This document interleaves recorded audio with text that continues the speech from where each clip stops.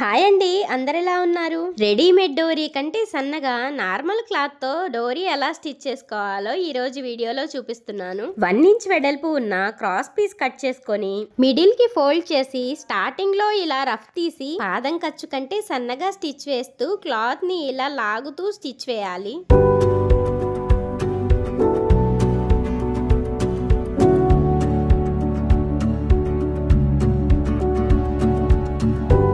ఇలా క్లాత్ లాగుతూ స్టిచ్ వేస్తే డోరీ రివర్స్ చేసి మనం లాగినప్పుడు స్టిచ్ ఊడిపోకుండా ఉంటుంది. ఇలా క్లాత్ మొత్తం స్టిచ్ చేసిన తర్వాత లూప్ టర్నర్ యూజ్ చేసి డోరీ రివర్స్ చేస్తున్నాను. స్టిచ్ పక్కనే ఉన్న వేస్ట్ క్లాత్ ని కావాలనుకుంటే కట్ చేయొచ్చు. నేనైతే డోరీ స్టిఫ్ గా ఉంటుందని అలాగే ఉంచి రివర్స్ చేస్తున్నాను. ఇలా క్లాత్ మొత్తం కడ్డీకి ఎక్కించిన తర్వాత లూప్ టర్నర్ చివర్లో ఉన్న హుక్ కి క్లాత్ ని చూపిస్తున్న విధంగా ఇలా పెట్టి ఇప్పుడు స్లోగా క్లాత్ ని రివర్స్ చేయాలి. డోరీ రివర్స్ చేసేటప్పుడు గ్రిప్ కోసం లూప్ టర్నర్ కి ఒక వైపు ఉన్న రింగ్ ని ఇలా ఫింగర్ కి పెట్టి డోరీ రివర్స్ చేసుకుంటే ఈజీగా ఉంటుంది.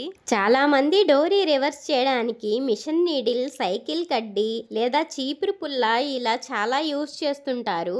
బిగినర్స్ కి అయితే ఈ లూప్ టర్నర్ యూస్ చేసి డోరీ రివర్స్ చేసుకోవడం చాలా ఈజీగా ఉంటుంది. చూసారా డోరీ ఎంత సన్నగా స్టిఫ్ గా వస్తుందో? నేనైతే లూప్ టర్నర్ తీసుకోక ముందు సైకిల్ కడ్డీ యూస్ చేసి డోరీ రివర్స్ చేశాను.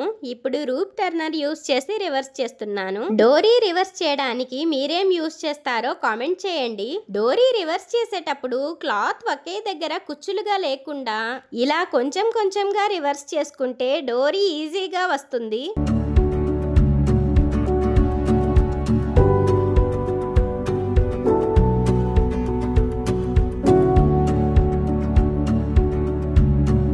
ఇలా స్టిచ్ చేసుకుంటే బిగినర్స్ కూడా రెడీమేడ్ డోరీ కంటే సన్నని డోరీ ఈజీగా స్టిచ్ చేసుకోవచ్చు. ఇప్పుడు నేను స్టిచ్ చేసిన డోరీ మరియు నా దగ్గర ఉన్న రెడీమేడ్ డోరీ రెండు పక్క పక్కనే ఉంచి చూస్తే రెడీమేడ్ డోరీ కంటే ఇప్పుడు స్టిచ్ చేసిన డోరీయే సన్నగా అనిపించింది. ఈ వీడియో నచ్చితే లైక్ చేయండి. ఒకసారి మీరు ట్రై చేసి ఎలా వచ్చిందో కామెంట్ చేయండి.